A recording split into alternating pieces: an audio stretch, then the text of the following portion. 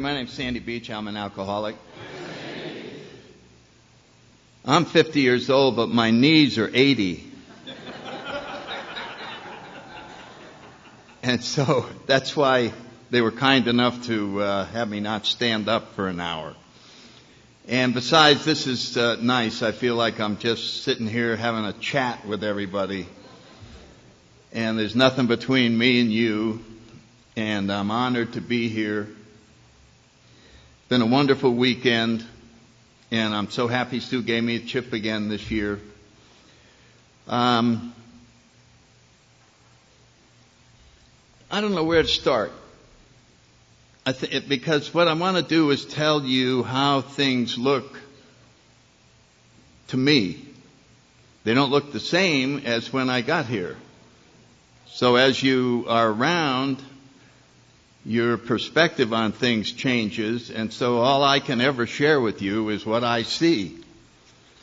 And what the book looks like today compared to how it looked like 42 years ago.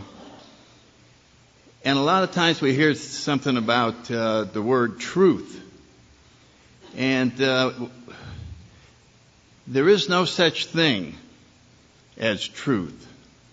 There's no way I could tell you what the truth is. I can only, if you're new. So in other words, we keep looking for an answer, and then that'll be it. We can only show you the way to your truth. We are nothing more than way showers. And you come along, you go, which way is truth? Over there. So we could really just have a sign up here pointing. See those 12 steps? Climb them. And then your truth will be revealed to you. And that'll be it.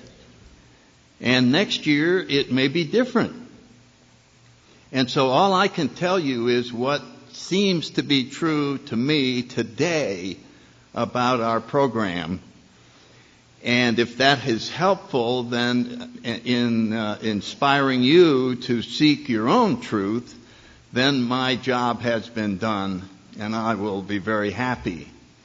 So there's a big difference. In other words, we seem to think that knowledge is a very important thing, and it is in the material world, but as we move over here into the spiritual world, it's not a process of learning, but rather unlearning.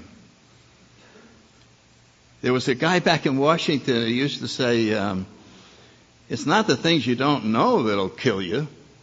It's knowing things for sure that just ain't so. And so when you look at what Chuck used to say, uncover, discover, discard. What else am I wrong about? That's the ticket to freedom.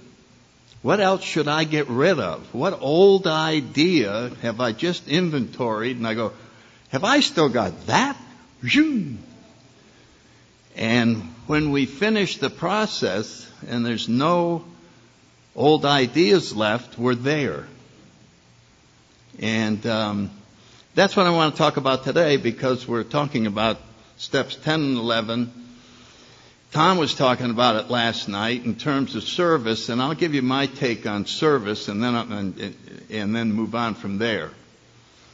It's as I look at AA history, I would say that the origin of service, the center of the energy that provided service, occurred in Bill Wilson's spiritual awakening. When that was over, you could not have stopped him from carrying the message. You could have put him in handcuffs and he would have gone out the door trying to share what had happened to him with every alcoholic in the world. And look at the adversity that he went through. You know what I mean? Being broke and evicted from the house in Brooklyn and no home. There's people loan him a car. He can't raise any money. What kept him driven to carry this message and to save all the alcoholics in the world? I would submit to you it came in that awakening. that part of an awakening is the absolute necessity to share it. You can hardly wait to find some other alcoholic and go, here. And I think the reason is that we have opened up a stream of spirituality. And if it doesn't get out, it'll become like the Dead Sea. And so there is you don't have to encourage someone with a spiritual awakening to go into service. You can't stop them. So one school of thought that I would suggest is the greatest service work you can do is to cause someone to have a spiritual awakening, which is what I'm talking about in steps 10 and 11. So I just wanted to tie the two together. Now, granted, as we're working towards this, I think it's wonderful that we herd ourselves together and go make the coffee and do this and do that, and then you get the joy out of doing it. But eventually, the purpose of the entire program, as our 12 steps says, we only have one result, which is a spiritual awakening. And then we carry the message of how to have a spiritual awakening to the next alcoholic, and we kind of move on, and that's sort of the whole deal. To cheat somebody out of a spiritual awakening and just have them have 25 years of sobriety would be selling them short. Now, that's just my own view. Remember the guy in the cyclone? He comes up out of the wind cellar, and isn't it grand that the wind stopped blowing? And then Bill writes, we think a man who says sobriety is enough is crazy. It's not enough. It's only the starting point. That's how we stay alive in order to have occur to us what I think we were born to have.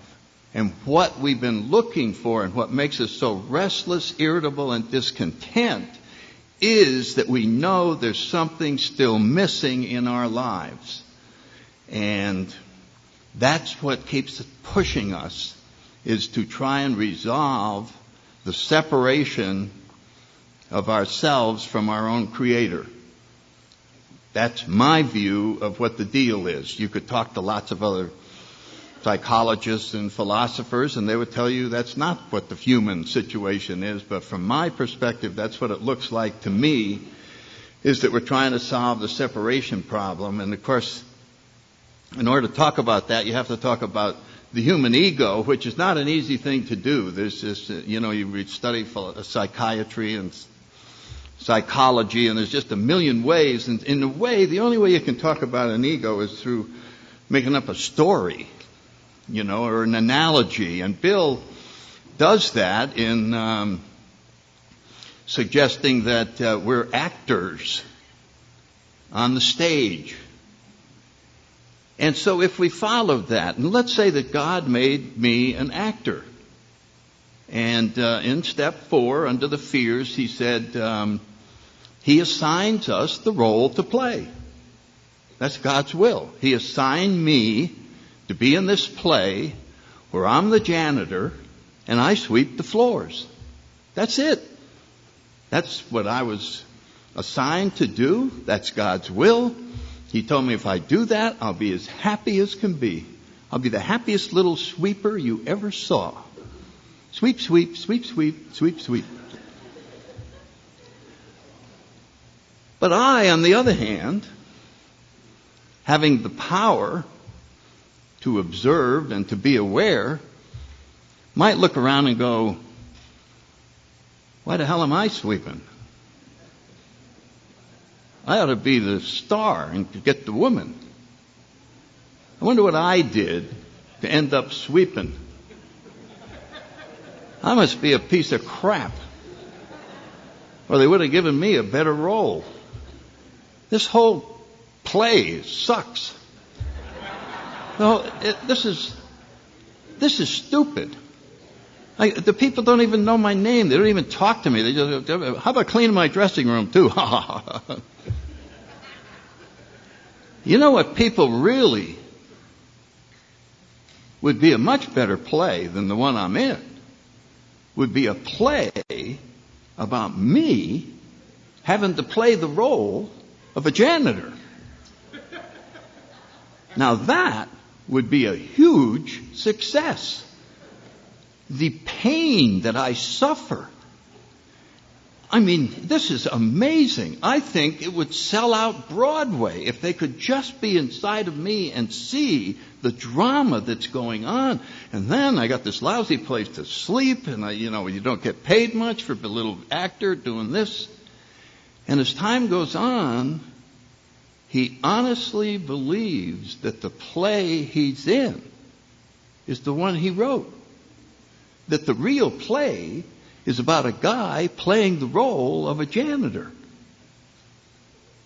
And when we create this play, this story, the only one in it is me. And God is not in that play. He's not in that story. It's very lonely in that story.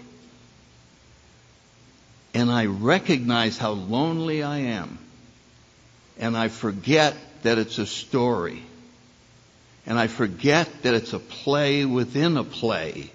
And that all I have to do is go back to being sweeping the floor in the play, and I'll be as happy as can be. And so I have to go through the process of dismantling, unwriting the secondary play.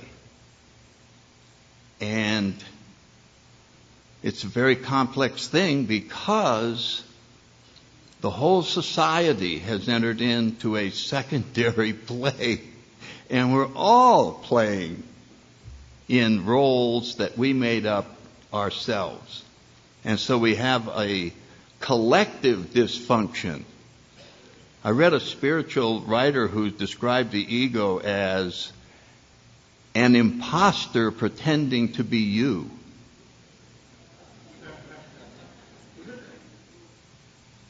And it's so revolutionary, we can't believe that we could have faked ourselves out that way. I couldn't have pulled the wool over my eyes like that. It's impossible. And so, the lucky ones like us, we come to AA. How many people came to AA and were not an alcoholic when you got here and became an alcoholic after you got here? You know, I was not an alcoholic, and then I got here, oh, maybe I am. Okay, I am an alcoholic. Wow. I just discovered I've been an alcoholic for 30 years. How could I have not been an alcoholic yesterday? I had fooled myself. I had told a story to myself, believed it, and reacted to it, and caused myself a number of problems. And as Bill says, all of our problems are of our own making, our own creation. We make it up in our head and then emotionally react to it. I didn't understand that the emotional reaction to my telling myself that the gentleman in the back with the sweater doesn't like me is identical to the man in the back with the sweater coming up here and saying the words, I don't like you. You follow what I'm talking about? All I have to do is tell myself that he doesn't like me, and I react, and I sit here just in abject rejection. What happened? The guy back there just rejected me. Feels awful. I'm dying over it. But he didn't come up here and do it. Yes, he did. I can feel it. He rejected me. Otherwise, I wouldn't feel this way. That's a pretty good trick. Woo! I mean, it's so simple. There was the movie The Illusionist. I thought it was so cool. I don't know if you saw it. They didn't do the plot that well, but the premise is just wonderful. Two illusionists trying to out-duel each other. And You got to keep the secret. And I could show you how to create something out of whole cloth, out of thin air, right here in front of your eyes. I could just sit here and I could tell you, watch this. You know, Bob Darrell has a 12-cylinder car. Not bad, huh? Now watch this. I'm not going to move my hands. I'm going to keep them stationary at all times. And I am going to cause a resentment to appear before your very eyes.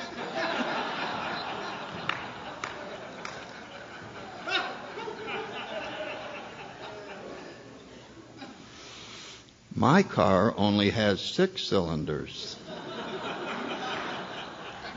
Can you feel it? Can you feel it out there? Is it present in this room? Can you feel the power? There it is. We just make them and make them and make them. So why would we make them? In order to keep the illusion going. In order to keep the separate play going. The one where there's no God. The one where it's a huge tragedy that I'm sweeping the floor in the play. And spirituality, the steps, thanks, are the disassembly of that play.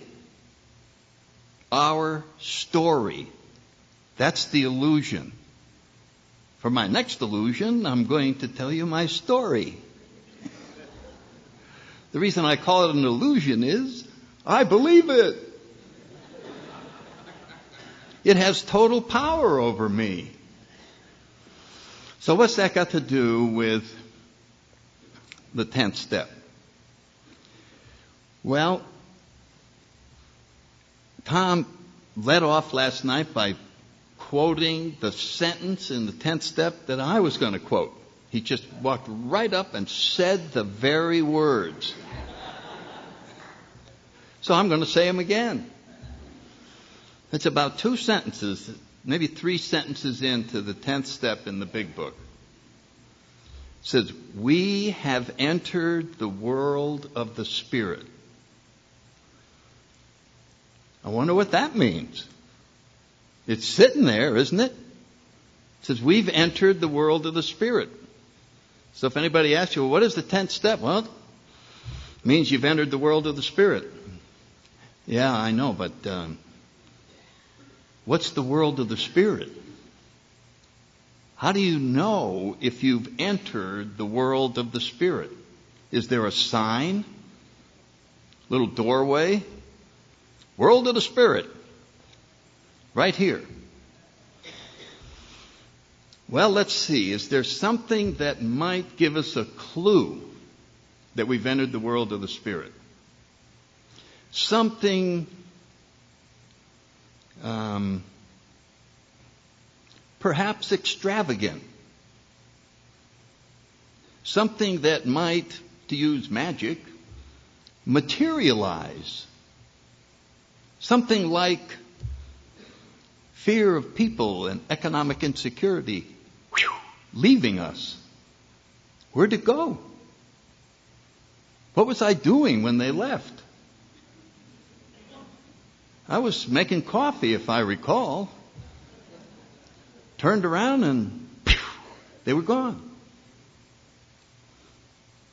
Then I was cleaning up afterwards and self-seeking slipped away. That's not much of a psychological term, is it? Like, slip away? Is that out the back, Jack? 50 ways to leave your character defects. What kind of story is that? Self-seeking will slip away. Okay, so I'm real smart now. I got lots of knowledge. No, I don't. But I intuitively know how to handle situations that used to baffle me. Baffle. Oh, I see it. Oh my God, I don't know anything about this. I don't know anything about. Oh, it's perfectly clear right there. This is an absolute mess. I don't know possibly how. Oh, it's all straightened out. There it is. Done. Intuitive. Wow, that's amazing. That is just amazing. Well, I wonder what a spiritual awakening would look like. They talk about them in here all the time. Do they hand them out at the meetings? The light go on? I don't know. They say two types. One that happens, boom, Bill Wilson's, and then the educational variety. Remember that? They explain it that way, William James. Varieties of Religious Experience. That's a book that's mentioned in the big book. Here's a joke. Is that conference approved? That could be a topic at a heated discussion meeting.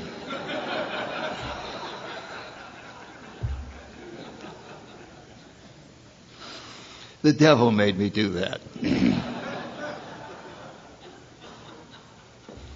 The only worst topic would be, what would be the best way to stay sober if there was no AA? But we won't go into that.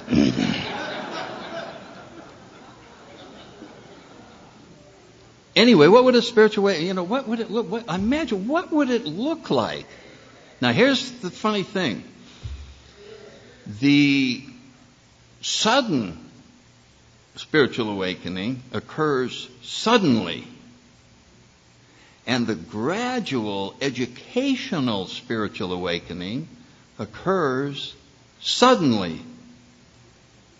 It occurs later. But when it happens, we suddenly realize that God is doing for us what we couldn't do for ourselves. Suddenly, God is no longer a theory. We just were contacted. We just became aware. We just awakened to the truth for us that there is indeed a Creator that has touched us. So it's no longer do we have to rely on hoping or rely on the fact that our sponsor had a spiritual breakthrough. I just had it. And that is entering the world of the Spirit. You had personal proof that this world exists. And as Bill writes, we have a glimpse of the kingdom of God. A glimpse. And the glimpse itself starts serving as our motivation to see more. Wow, I wonder what else is in there. I wonder what else is in there. And it would be so simple if we didn't have an arch rival that doesn't want us to see what's in there, our ego. Because our ego knows if we get in there, it disappears. The story's over. We're back to sweeping the stage happy as can be. And its whole show has been exposed as a fraud. And it is not going to die easily. It is not just going to roll over. Because it holds the key to your mind. It knows how to trick you at every turn. Let me give you an example. Somebody's been around a long time. And I find myself almost being taken over by my ego to say an ego prayer. You didn't know that egos pray, did you? This is what an ego prayer looks like. We get down on our knees, just like we're regular praying. Looks exactly the same. And here goes an ego prayer. God, I want to thank you for taking me out of the world of fear and being lost and being resentful and transforming me to this wonderful world of peace and serenity, and transforming me into a person who is now filled with love and who now sees the world as it really is. I am so grateful that you have placed me in a position where I no longer need your sorry ass.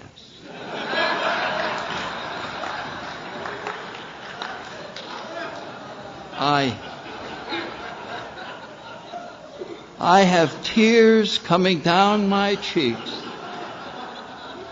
I never thought I would be returned to a state of entire self-sufficiency. And for that, I will be eternally grateful. Amen. And you don't even know you said it. And you get up off your knees taking credit for your own sobriety. And you walk out and have the worst damn day you've ever had. It's awful. Absolutely awful. So we engage now in the real struggle to see the whole deal. And Bill talks about spiritual goals. And I've had more things happen in the last 3 years than I have in the other 39. I've seen more things differently. I don't know why. I think I decided to seek harder. I started thinking, I said, what would be the most important thing? What is the most important thing? This is for me. This is what I see right now. What would be the most important thing? Most important thing would be to entirely awaken and find out, what am I really? What am I? What is the mystery of life? Well, the mystery of life is the mystery of me. Once I got that one, I'll see everything. What is this creature that's sitting here? So I began making that a priority. I began seeking. You know what I'm saying? Well, do we have anywhere where it said to do this? Make that a priority? Let's see, chapter 5. Read it every meeting. What's the last word? Sought. God could and would if he were sought. Seeking. So seeking becomes, I want to become a God-seeking missile. You know what I mean? That's all I'm aimed at. And everything else becomes secondary. Well then, if I do that, if I focus just on that, who's going to take care of the world?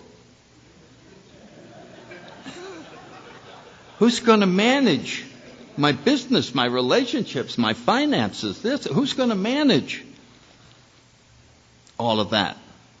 Turns out, the person who's supposed to manage it, God. I was taking away things from him. God, I'll handle that. I'll take on what the world should do. I've got it, don't worry. This is a way of surrendering. So the world of the Spirit, what does it say about entering the world of the Spirit? What it's saying is, you arrived here with your way of handling things. We have now, in those promises, proved to you the existence of your own personal, loving, higher power. You experienced it yourself. So what do you do once you experience that? All right, so now the 10th step is how to live in the now, right? It's a day at a time. This is where day at a time arrives. How to go through a day after we've entered the world of the Spirit. That's how we went before we entered. Now, how do we go through a day now we've entered the world of the Spirit?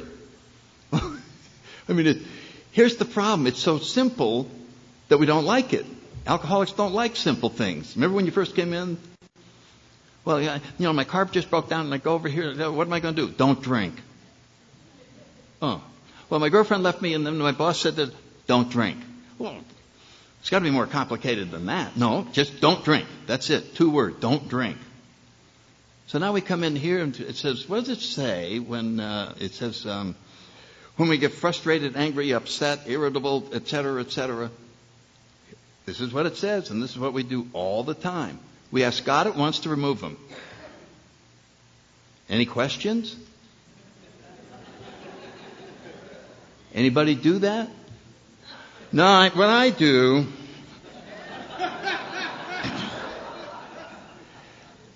I try to exercise a little understanding of my fellow man. I try to be more patient under all conditions. I see you leave God out. Yes, that's what I do. I like to leave God out and I'll handle it. Well, it didn't say to do that. It said, no matter what happens, ask God to remove it. I just don't like that. When do I get to do something? When do I get a little creative problem solving going here? No, just ask God to remove it. I want to do this one. Give me that. Here, God. I got nothing to play with. Ego only plays with problems. There's no such thing as a grateful ego. There's no such thing as a loving ego. There's no such thing as a happy ego. It's a problem ego. Your uncle leaves you $1 million and your ego goes, somebody will steal it. Well, there went that joy. Watch out, they'll be taking it away from. Oh, yeah. So the 10th step is trying to get us to stop living in the confusion of the world and move back into the now. And the now becomes smaller and smaller until it's the moment. And when you think about where is the power, where did they find the greatest power that they ever used in a bomb? By splitting an atom. That's pretty tiny. When you think of big power, you think, well, they got to get a great big whatever. No. It's down in the tiniest is where all the power is. The power of God only exists in this fraction of a second. And in that fraction of a second is everything. All of the power we could ever possibly want is in that second. In order to not be in that second, we have to make up a story that we're not in that second. And we make up a story about the past. I'm really not in this second. I'm thinking about the teacher that flunked me in college and what it felt like to flunk. And instead of staying right here where all the power is, I make up a story that I'm not right here, but I'm back there in that resentment. And that gives my ego full power to run the show and keep it going. And if that doesn't work, and I put all that to rest, and I've made my amends, and I've got that down, and boy, now I'm ready to sit in the moment, I hear a warning sound. Caution, caution, dangerous future up ahead. What? Holy cow. I haven't checked on my future in a long time. I'll be right back now. And I'm out there for about a week and I come back. Oh, God.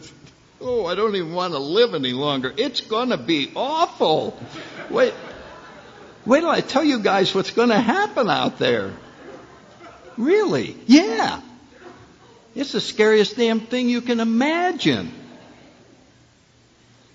And that's where we hang out. We hang out in these two manufactured neighborhoods. The past and the future. Because right here, right in this moment, in this blissful moment of gratitude, there's no room for the ego. And it starts to die. And it starts to shrink. And it's threatened, and it starts raising hell. And it makes us very uncomfortable. There's a price that's paid for spiritual growth. It's really funny, the irony of that. As we move along, there's this part of us that's going to block this thing at all costs. So if we know that, we just get used to it. And eventually, we don't pay any attention to it. I saw a situation comedy thing. It just was perfect. And there was a brother and a sister. They were both married. They both had a couple of kids. And they both had a mother who was the controller from hell. And they have one episode where she visits the son and one episode where she visits the daughter.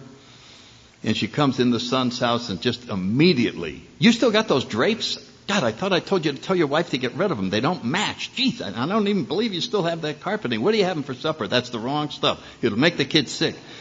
By the time she leaves, the son is ready for the nut ward. He is just lost it. And you've all seen scenes like that. So the next episode, she's visiting the daughter. Same thing. You still got those drapes? I can't believe. What are we having for supper? And the daughter goes, "Oh, Mom." That's her whole reaction to it. "Oh, Mom." That's just Mom being Mom. Totally free from all of the alleged problem. Totally free from it. Immune. The problem's over here. Oh, Mom. So somehow there must be a way of doing that to our ego's antics. You're in trouble. You're going to die. You're going to watch out for this. Watch out. Oh, ego. Oh, shut up. Oh, go away. We will never stop the noise, but we can stop paying attention to it. We can stop paying attention to it. So we have in the 10th and 11th step a whole technique for doing this. And it all centers on a few things.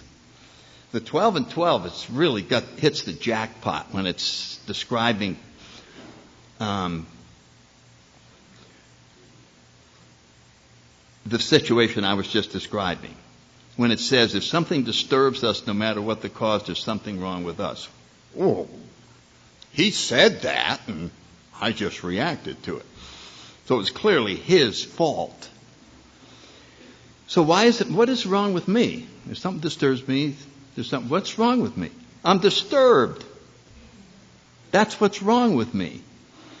So I come to the realization that the secret to all this is to get undisturbed. No matter what. Well, how are you going to get undisturbed? We're always going to get disturbed.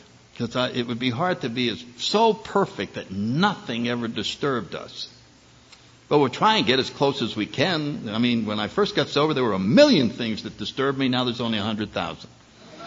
So, we are definitely moving in the right direction.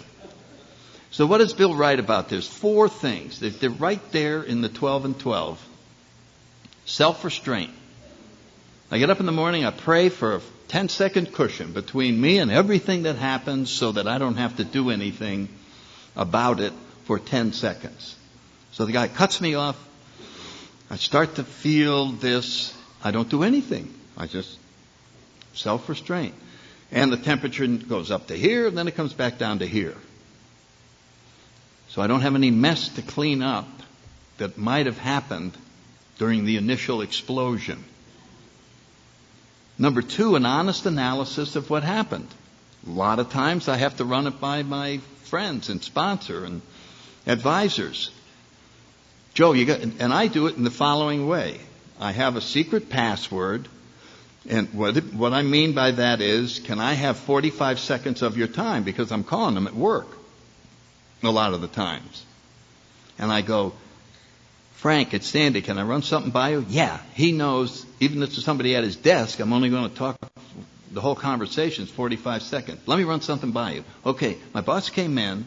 He read this memo that I wrote. He said these words, and I have this feeling. How do you see it? Oh, it's clear. Your boss must have had the night from hell back at his house. He's completely out of line. Forgive him. Oh, good, thanks. Or he may say, your boss is right. Apologize. Oh, thanks. I'm so sorry. You're absolutely right. End of disturbance. There it is. Either forgive or make amends and move on. Well, what's the point of all of that? To stay undisturbed. Undisturbed means contact with our higher power. Any disturbance, we're on our own, baby. We're on our own.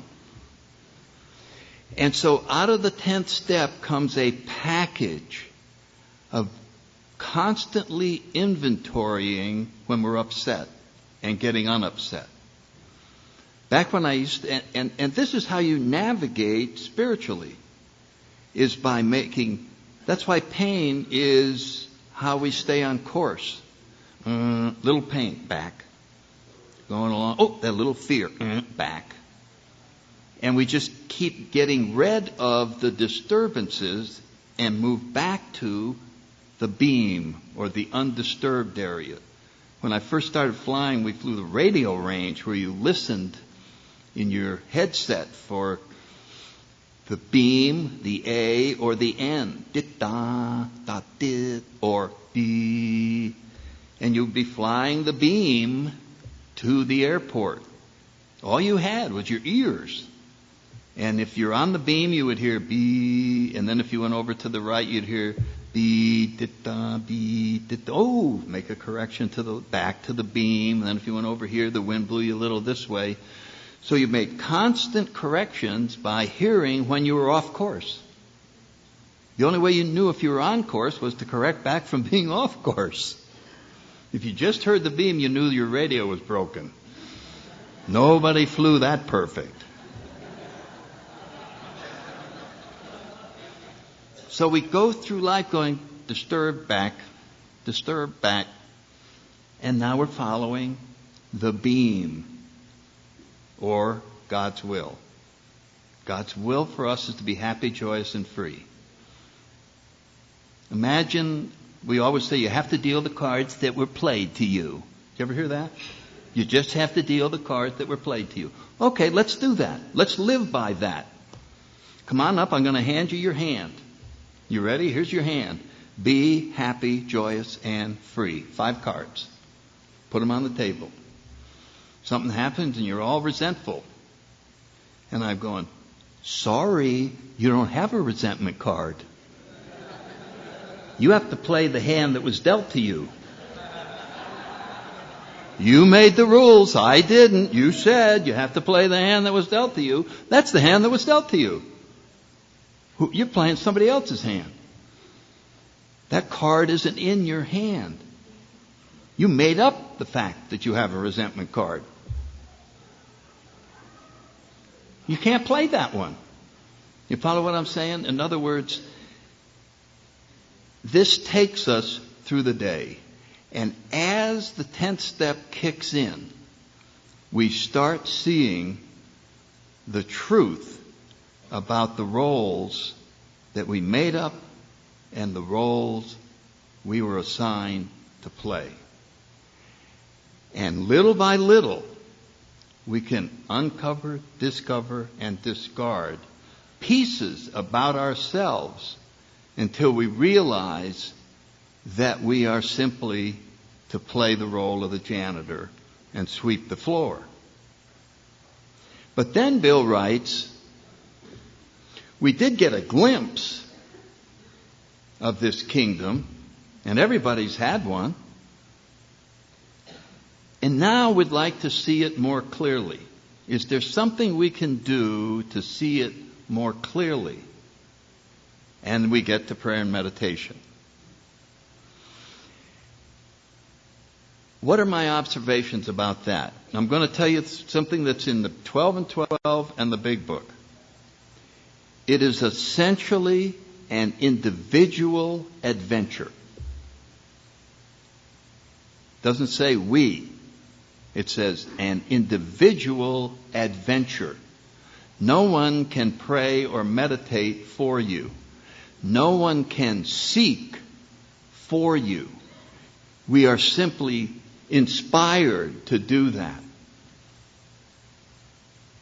Then he goes on to say, our libraries are filled with books. Check with your ministers, your rabbis, spiritual advisors. Seek, and you will find. Now, and he says meditation has no limit, either of height, width, or depth. No limit to what could be there. So what could be there? See, we're in the world of the Spirit now. We're not worried about money. We're not worried about all. That's going to be taken care of. Chuck talked about that all the time. First time I heard him, I almost died. What are you talking about, Chuck? He said, Sandy, it's not your job to take care of you. Oh, what? What are you talking about? He said, that's God's job. Your job is to just do God's work. In this example that I'm giving, sweep the floor. Oh, and I'll be taken care. You will be taken care of in a way that you cannot imagine. You're going to sweep, and be handed the keys to the kingdom. What are the keys to the kingdom? Awakening to the kingdom. We can't see it. It's not there. Sweep, awaken. Sweep. Wow. Pretty soon we're the happiest sweeper. I mean, we're sweeping the golden streets. Now, I don't think I'm exaggerating. I'm saying that this is in store for us. And so we go on our individual adventure. Oh, I'm going to read this guy. I remember, I went and read William James. That was the only book. That was the hard. I tried when I had about 5 years. I almost died. It's so hard to read. Oh, good. But later on I read it, and I'll tell you, he gave a series of lectures at Edinburgh University about religions. 19 lectures. Guy was a genius. He had never given talks on religions before. He just studied them and then gave these brilliant talks. And he said religions all were designed to solve something. He said there's a problem that humanity has, that at their very best, they still sense that something's missing. At their very best, they still sense that something's missing.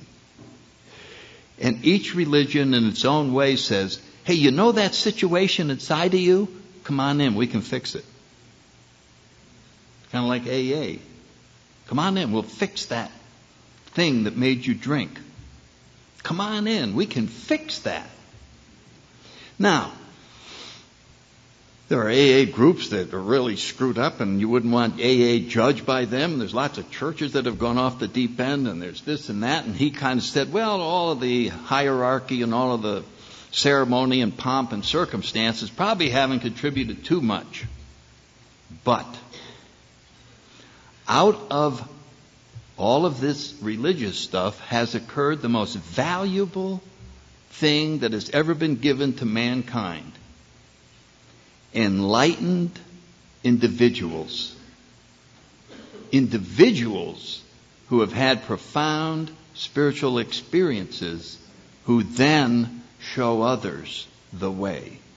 So we could go back to Gandhi and the saints, Bill Wilson. One guy has a flash in 140 countries. People are coming out of the dark caves of alcoholism. That's pretty powerful. And that came out of Christian movement, the Oxford, and all of that. Boom. So it gave us that. There's something about listening to an awakened person that when Martin Luther King gave his talk, I cried because I heard him say that he wanted to save white people as much as black people. I heard him feeling my pain of being the prejudiced one, of being of having hatred. And he knew that I was suffering just as much as the people being held back. And he wanted to free us all. You remember his speech? And I loved him. An unenlightened person giving the same speech sounds like it's them against me. And it divides. So there's something special that comes from this awakening, and then we're attracted. And so that's the gift that William James said the religions have contributed, are the awakened people. I mean, Gandhi, the Dalai Lama. You know what I cried when Stu and I were talking about this? I literally cried with joy when I read the story about the Amish and the murder, and they went right over to the family of the murderer and said, "Can we comfort you? It's better to comfort than to be comforted." I didn't know anywhere in the world that that could possibly still exist. And I just was moved to tears with happiness over that story. You talk about a good news story. Jeez, that touched me. It's about as deep as anything in the last 10 years. That is still available. Wouldn't it be nice to see the world that way, so that that's what happened? So how do we get there? Run out of time. We get there by staying on our individual journey, by getting teachers, by getting books, by persisting in trying to awaken. I talked Thursday night and I compared it to a hologram, and how hard I had. I never did see the one at my son's house in Baltimore 15, 20 years ago. My grandchildren saw, everybody saw it except me during Thanksgiving. And I'd eat part of my meal and I'd go back out and I'd stare at the damn thing. And the little said, "Granddad, look up in the upper left-hand corner." I'm looking. What do you see? It pops out. It's third dimension. You'll see the whole fish just sitting there. It's like 3 inches in front.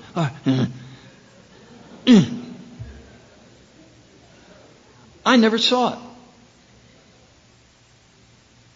You all know the answer. What do I have to do? I have to go back and look until I see it. Sometimes quickly, sometimes slowly. Only the hologram that we're looking for in the 11th step has a warning label on it.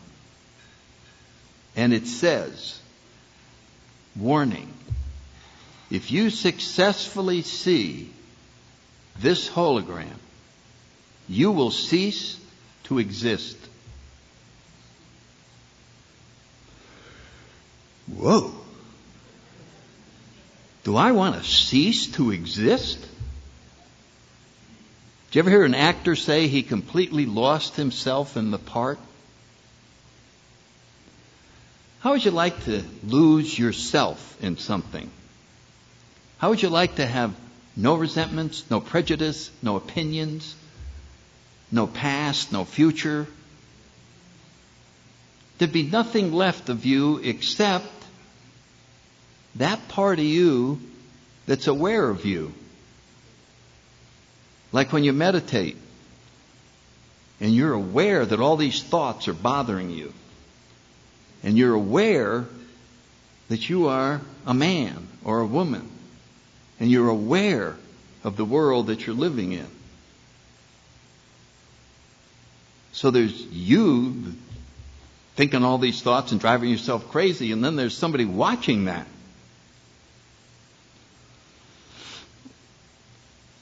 Maybe it would be worth getting to know that observer better. So how do we get there? We get rid of everything that isn't that observer.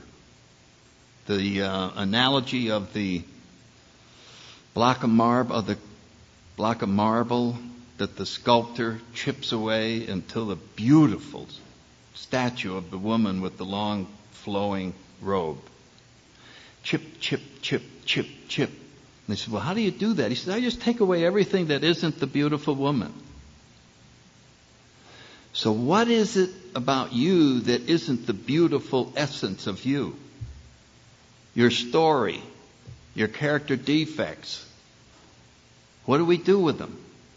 Chip, chip. Is it a little bit painful? Yeah. There goes another piece. I don't know if the block of marble goes, ouch, ouch.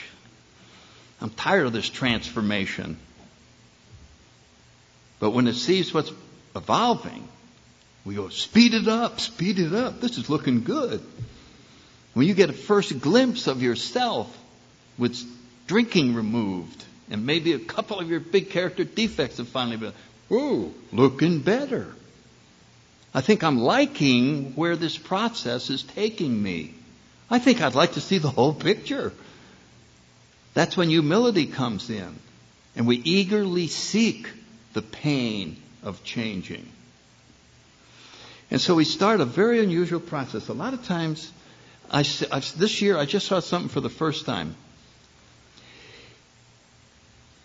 Let's say, like right now I'm 10 pounds over what I want to be. And I'm angry at myself for that.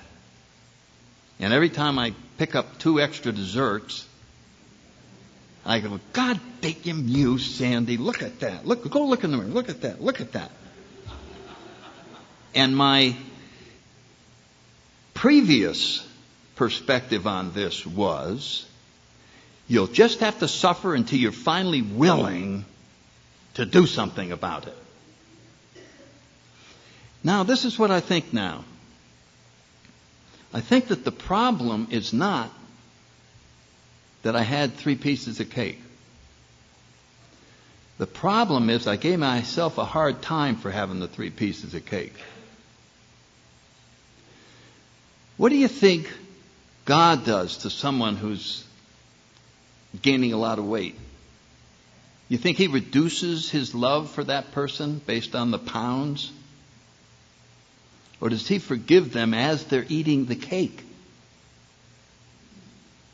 Well, if that's God's will, maybe I should forgive myself as I'm eating the cake. And then the eating of the cake will not separate me from God.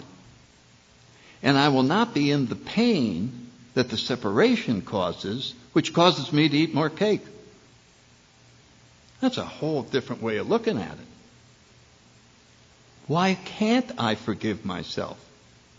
Why do I have to beat myself up when I'm doing that? Because I want to create a story that keeps me separate. So I'm going to just start going, have a 4th piece. Have a 5th piece. I love you just the way you are. And then I'll be going, my ego will go, well, the eating isn't working. Let's attack him from another side. And the weight will probably fall off. You see what I'm talking about? It will not cause the disturbance, and the only problem is the disturbance. In the middle of the 11th step, and then I'm going to stop, is the prayer of St. Francis. Thank God for the 12 and 12. That's my favorite prayer. I love it. And so let me tell you what I see now when I look at it. It says, make me a channel of thy peace. I see the channel not coming into me. I see the channel going out. God opens up a channel. There's unlimited supply of peace in here that He put there that goes out. And I just go and spread this. I'm a channel of thy peace. And then it starts out and it says, where there's hatred, I'm going to bring love. And I go, well, where am I going to get love? You are love. That's where love comes from. You are love. That's who you are. Your ego created hatred. There's no such thing as hatred. You're just love. Well, says where there's discord, I'm going to bring harmony. Yeah, you are harmony. Wake up, pal. You're harmony. You made up discord. Oh, and our eyes start opening.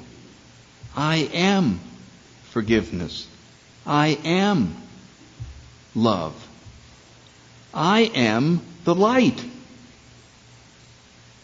I am eternal life. My ego made up death. That's a nice picture, isn't it? You got to look at it till you see it. Why not keep looking? What if that popped up? I hope it does. Thanks.